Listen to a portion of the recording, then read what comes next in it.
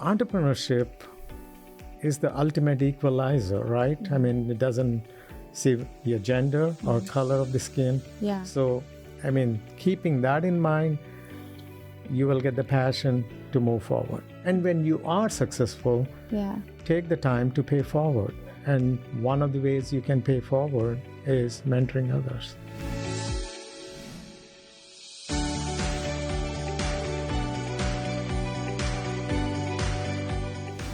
Welcome back, everyone, into our special series, At the Core with Danielle J. Martin, sponsored by TK Business Magazine. Now, on this series, this is where we're going to be sitting down with special leaders across Kansas, where we get to dive into their leadership journey. Also, we get to dive into the challenges that they've learned along their journey. This is a special opportunity that we get to have where we can dive into the insights and the education that they've learned along the way. So on this month's episode, I'm super excited to introduce to you Dr. Shekhar Challa. He's the president and CEO of the Kansas Medical Clinic. He's also known as the Renaissance Doctor. Dr. Challa, welcome to the show. Oh, thank you, Danielle. Thanks for having me. How are you feeling today? Oh, excellent. I've been ready for this for a while now. So the Renaissance Doctor, have you heard of that term before? You just coined it, right? We're going to dive into why you may be known as that, okay? So many people may not know that. Let's set the foundation for you. You were born in Brooklyn, New York, right? And you've been in this practice since 1987. Yes. Long time. So let's begin the journey with you starting the Kansas Medical Clinic. Why did it start? And take me back there. Well, actually, I was born in India, but I was in New York for 5 years, from 82 to 87, which is where I did my training in internal medicine and gastroenterology. I was definitely very nervous moving to Topeka. When you train in New York, you can work anywhere in the world. Mm-hmm. So I was pretty confident about my skill set, but yet nervous and not sure whether I'll be successful or not. Mm-hmm. So I started my practice, and luckily we have come 35 years later, we are sitting here and talking. Mm-hmm. So one of the biggest challenges I feel I had when I started the practice was essentially I wasn't sure whether I'll be successful. So that was the biggest challenge, although we had a lot of challenges. Mm. You talked to me before about how you don't focus on just one medical service, but in your practice over time, you decided to diversify your medical services. Tell me why you decided to make that decision. Well, as the old adage goes, don't put all your eggs in one basket. Mm-hmm. So obviously, that's the primary reason. But one of the things we wanted to be sure is meet the consumer need. Mm-hmm. What does Topeka need? What does Kansas need? So 25 years ago or so, my wife actually came up with the idea of starting a med spa. Mm-hmm. At that time, remember, 25 years ago, nobody knew what a med spa was. In fact, we were the first med spa in Kansas. So dermatology came later. Mm-hmm. And we did find our sweet spot in dermatology. Consumer need was there, the demand was there. So we scaled dermatology, but we started off with the med spa. One other area we scaled, especially over the last 10 years, was research. So there's a lot of medical conditions out there for which there are no drugs. And so research provides them an avenue of trying something out. So the one area where we really expanded was the liver research. In fact, I'm proud to say that we are doing 16 studies on liver disease, fatty liver, NASH, and cirrhosis. There's no treatment for it. Mm-hmm. So all the major pharmaceutical companies are on a race to be the first to be the drug to be approved. But honestly, there's a market for a lot of other drugs too. Mm-hmm. So diversification, of course, is needed. Yeah. But I believe these are the two sweet spots we have identified, and that's where we grew. So I'm sure this is an obvious question, but being in the medical field for about 35 years, you have to say you obviously like it. Yes, you have to like it, especially my field, the gastroenterology field. Mm-hmm. We are finding a lot of colon cancers, and Every time you find a colon cancer, especially if it's early, we feel good about what we do. So now, many people know you as a doctor, but you're also an entrepreneur, correct? Yes. And so I'm curious, you're very busy. When we talked behind the scenes and I was getting to know your schedule, I'm like, how do you maintain your energy, right? So how do you balance the two roles? Well, early on in my career, my dad actually told me, be a good doctor first, then an entrepreneur. So first 10 years, I was just a doctor. Once I felt comfortable, then I decided to be an entrepreneur. So 80 to 90% of the time, what I do has to do with the medical practice still. And that I owe it to my superstar management team. They're awesome. And because of that, I still can practice gastroenterology and hepatology and let the company grow. Right. I'm not a micromanager, which helps. So primarily that is what I'm doing, mostly practice of medicine, but the vision is there. I provide the vision. Quality healthcare is a must. An average consumer is very savvy. Right. They recognize quality. He's a bad doctor or a good doctor. So that is a given. But from a vision standpoint, the vision has always been there.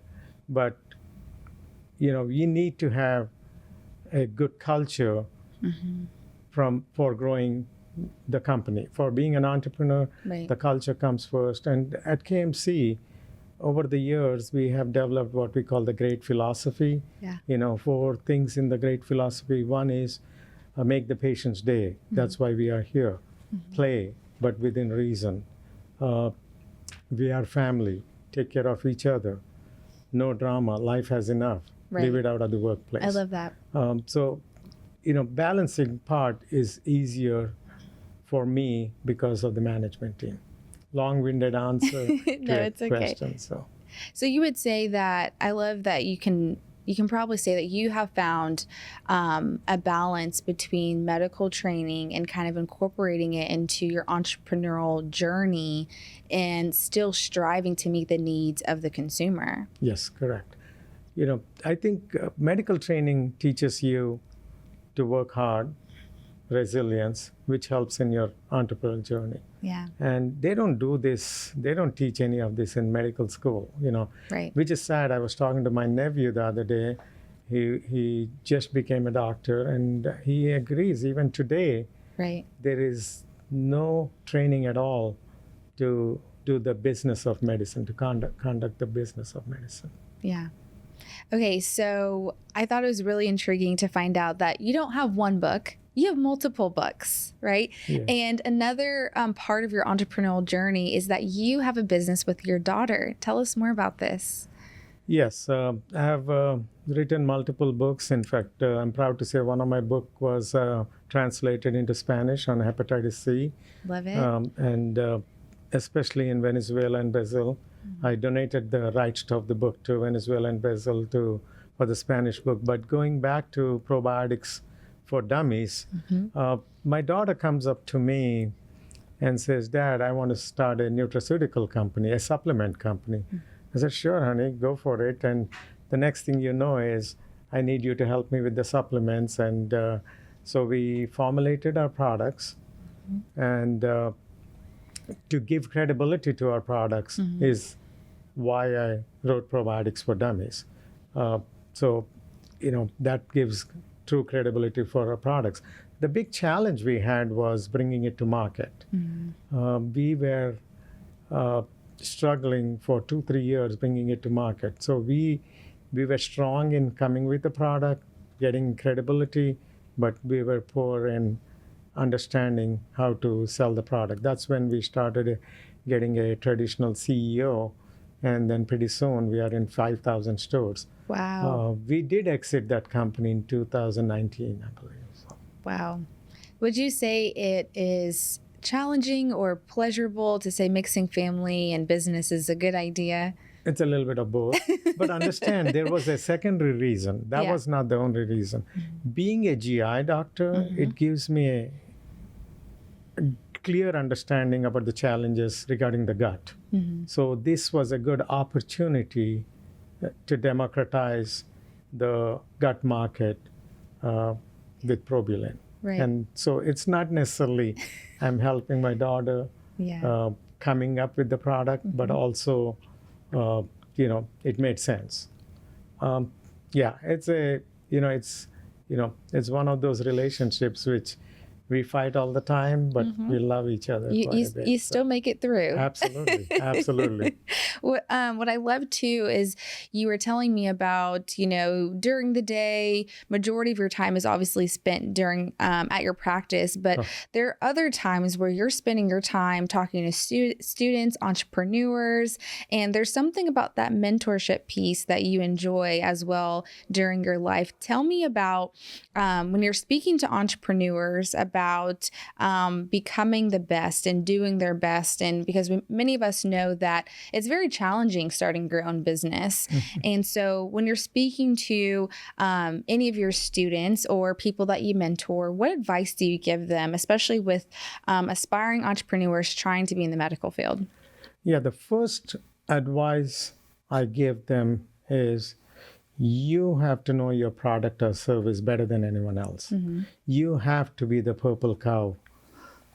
I love this, by the way. The purple cow, Seth Godin wrote that book, Purple Cow, right? Essentially, in short, he says you have to be remarkable. People from far would be able to identify you as the purple cow as opposed to a regular cow. So the number one advice I would give is you have to know your product. Beyond that, get ready to work hard, be resilient, and you need to understand your numbers. Would you say that you have any specific key principles or strategies that you have learned with opening up your own practice that you could pass down to anyone right now that's in the process of doing it? Because the medical field is very challenging. A lot of people don't sustain in that industry, but you have still found a way to make it over not only 20, but 35 years. You're still sustaining. What strategies or principles do you share? Okay, one of the big characteristics I would recommend for an entrepreneur is self-doubt. Never be overconfident, right? Self-doubt helps you learn along the way and grow, all right? If you ask my kids, from the teenage or even before that, the one thing I've said is dreams are free. Yeah. So dream big, okay? And the two mantras I have is perfection is the enemy of good. All right. good. And status quo is the kiss of death. Yeah. So you don't need to be perfect. You'll die of old age if you try to be perfect. Good is good enough. Okay. So especially for an entrepreneur.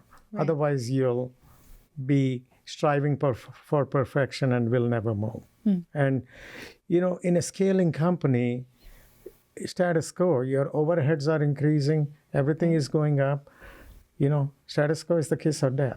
So these are the primary things I would recommend.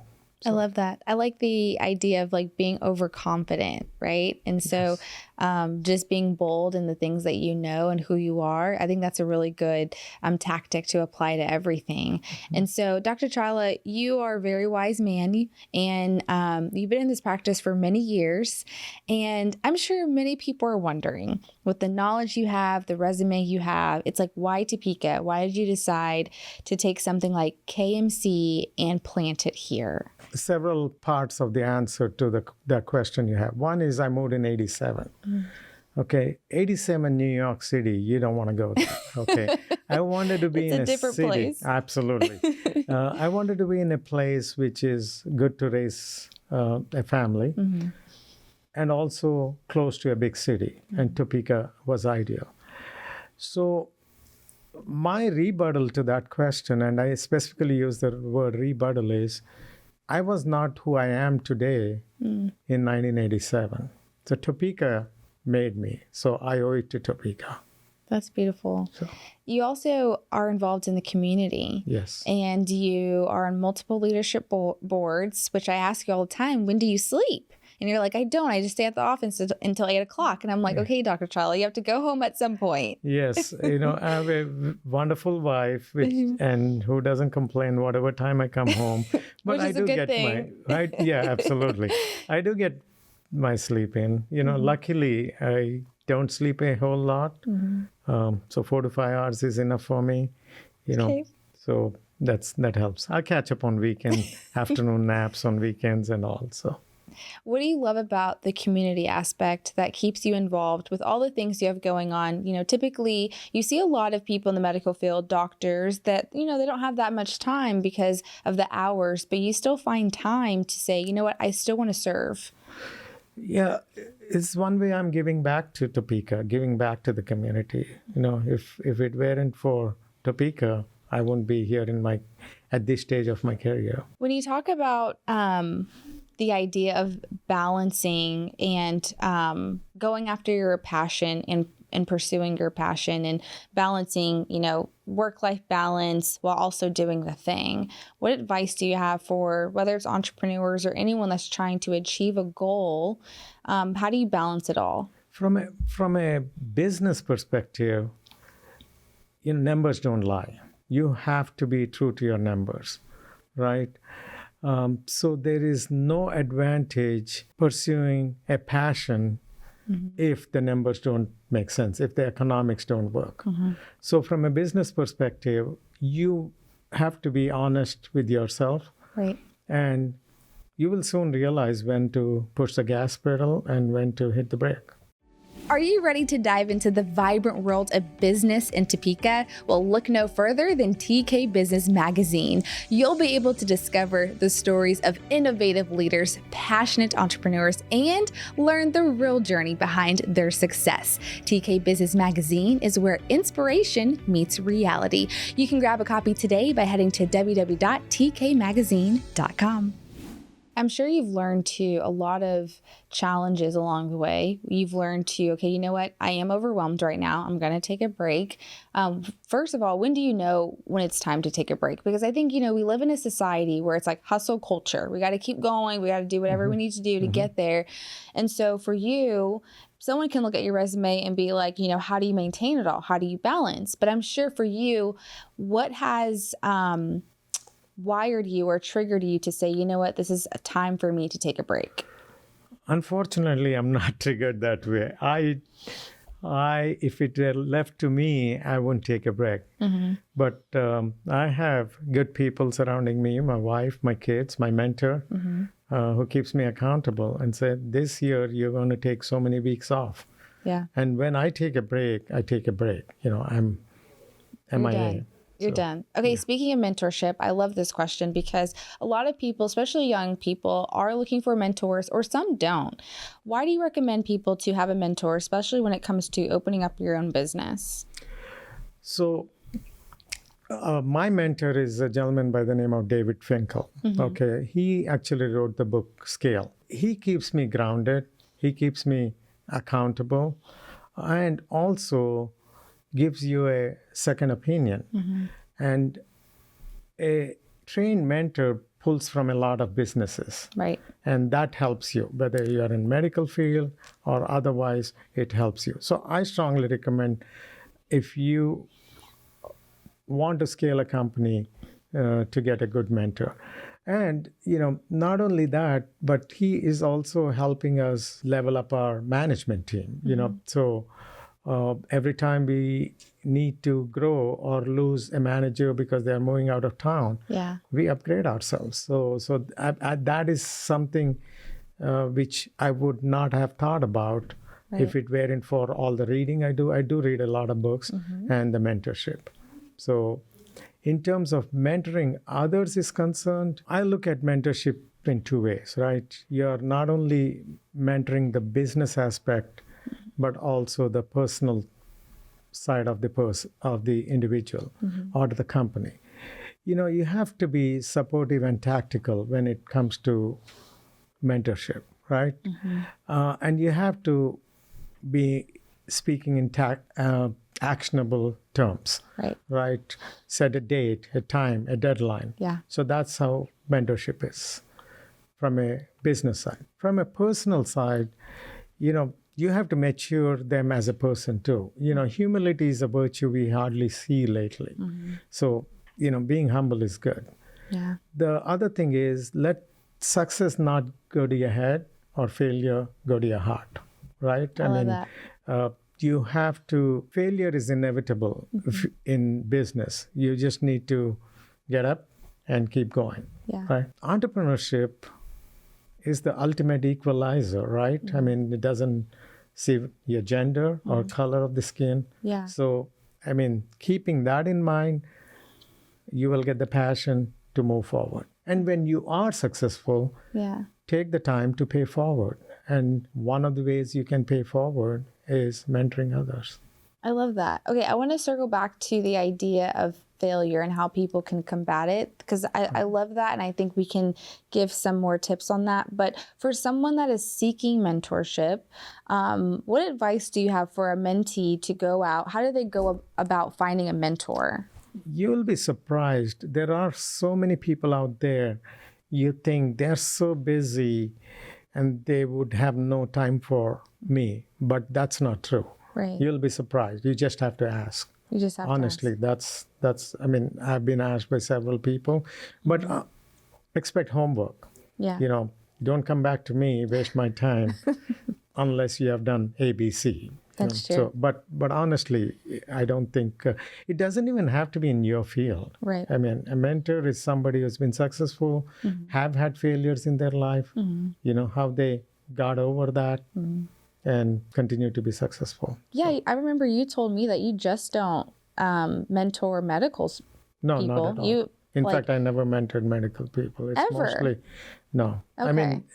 They come and rotate with me, spend a week with me. I give some ideas, but not truly, somebody coming to me and say, can you mentor me starting a business or something? Yeah. I think that's not awesome. done medical, so.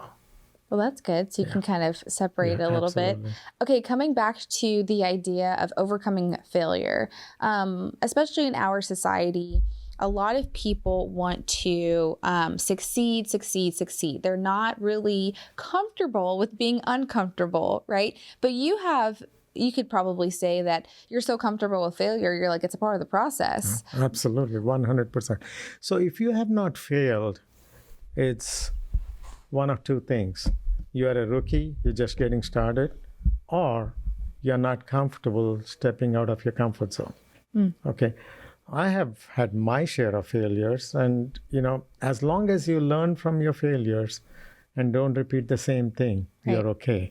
Probiotic company, right? Yeah. We struggled 3 years to get it going, trying to pivot. Nothing is happening. Then we realized, what? We are good at making products, credible products, but we don't know how to sell. So in hindsight, I should have known my weakness. It took me 2-3 years. So that took 2-3 years away from our scaling. Right. So once we realized that, we got a traditional CEO who has had experience taking products to market.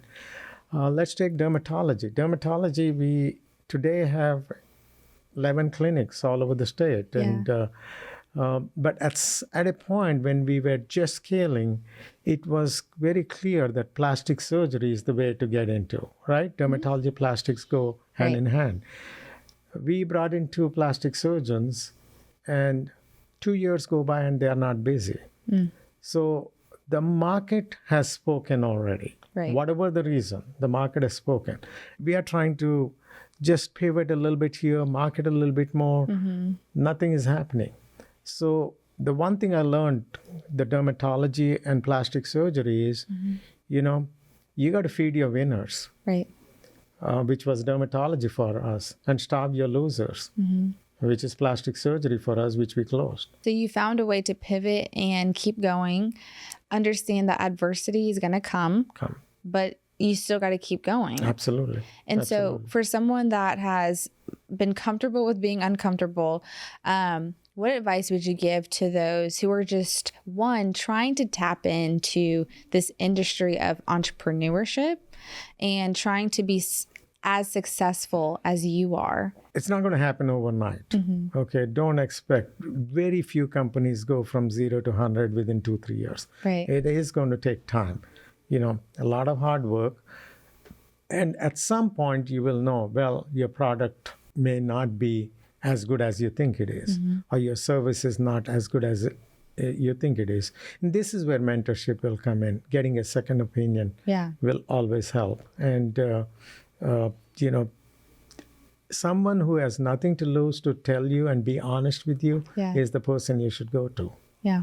Okay. So I'm curious, but do you see retirement coming anytime soon? You're like, I'm just getting started. Probably not. I do want to slow down a little bit. Okay. What does that from look the like? practice of medicine. Okay. Oh, that looks like 60 hours a week. Just 60 hours. That's it. Yeah. Oh, it's like typical. I said, like you said, I don't sleep. So, yeah, I think I'm never going to retire, in my opinion. I'm going to be always doing something. Research agree. is something. We just signed on a couple of studies which will go on 7 years. So I don't expect to retire. I want to take more time off, in the sense that when I'm off, I'm off. Yeah. But no, I don't plan to retire. I may slow down in the practice of gastroenterology. Yeah, just a little that's bit. about it. So, what legacy do you want to leave for your family and for this community? well, to be remembered in a positive way. Anyone can succeed if they work hard. Yeah. That's amazing. Dr. Challa, I appreciate your time. It's always a pleasure speaking with you. Any last words before we close out? You covered everything, Danielle. So you're pretty meticulous. So well, you made it simple. And I know people can go and read your bio, but I just love that we can have this intimate time where people can see, just understand who you are, but, beyond the medicine. Like, you've been in this for over 35 years, but there's another piece of you that you enjoy. You enjoy the business, you enjoy mentorship. And so I appreciate the time that you've had here. I know I'm just another hour in your book, but it's a beautiful time with you. And so I appreciate that. First of all, that's not true. It's not another hour in a book. This is an honor to be interviewed by you, and I appreciate you having me here. Awesome. Thank you. Well, I hope you guys enjoyed this episode of At the Core with Danielle J. Martin, sponsored by TK Business Magazine. We're going to continue more covering leaders across Kansas. I hope you stay tuned and have a great day.